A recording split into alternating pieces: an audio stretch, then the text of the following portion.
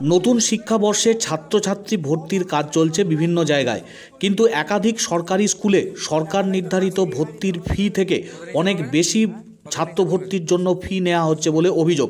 এমনই অভিযোগ তুলে স্কুল কর্তৃপক্ষের হস্তক্ষেপ দাবিতে সরব হলো বাম ছাত্র সংগঠন ভারতের ছাত্র ফেডারেশন ভাতার লোকাল কমিটি। ভাতার ব্লকের ভাটাকুল স্বর্ণময়ী উচ্চ বিদ্যালয়ে তারা স্মারকলিপি পেশ করলেন বিদ্যালয় কর্তৃপক্ষের কাছে। অভিযোগ, ভাটাকুল স্বর্ণময়ী উচ্চ বিদ্যালয়ে 240 টাকা ভর্তির ফি ছাড়াও স্কুলের উন্নয়নকল্প দেখিয়ে আরও অতিরিক্ত টাকা আদায় করা হচ্ছে এবং তার জন্য বিশেষ টোকেন দেওয়া হচ্ছে ভর্তির সময়।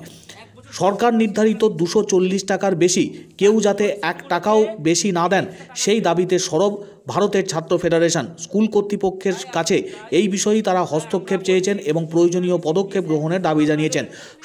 সরকারি স্কুলের উন্নতিকল্পে প্রয়োজনীয় পদক্ষেপ গ্রহণ করার দায়িত্ব সরকারের, কিন্তু ভর্তির সময় উন্নয়নকল্পে তাদের কাছ থেকে অতিরিক্ত অর্থ নেওয়া হচ্ছে বলে পড়ুয়াদের কাছ থেকে অভিযোগ আসে। অভিভাবকরা তারাও যথেষ্ট ক্ষুব্ধ অতিরিক্ত অর্থ আদায়ের এই পরিপ্রেক্ষিতে।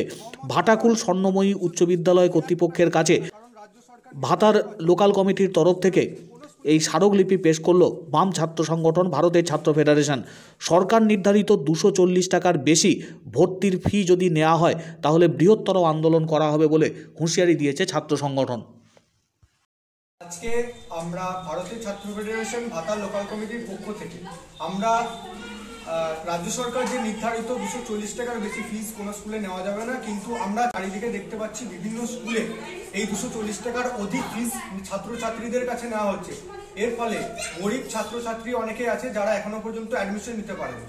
এই সমস্যাটাকে সামনে রেখে আমরা আজকে আমাদের ভাতা লোকাল কমিটির কেশাভাই ভাতা লোকাল কমিটির অন্তর্গত ভাটাকুল স্বর্ণময়ী স্কুলে আমরা পৌঁছাই ডেপুটেশন দিতে, এবং সেখানে প্রধান শিক্ষিকা আজকে উপস্থিত ছিলেন, যার উপর স্কুলের দায়িত্ব আজ ছিল। তাকে আজকে আমরা ডেপুটেশন দিয়ে আসি এবং তিনি রিসিভ করেন আমাদের ডেপুটেশন।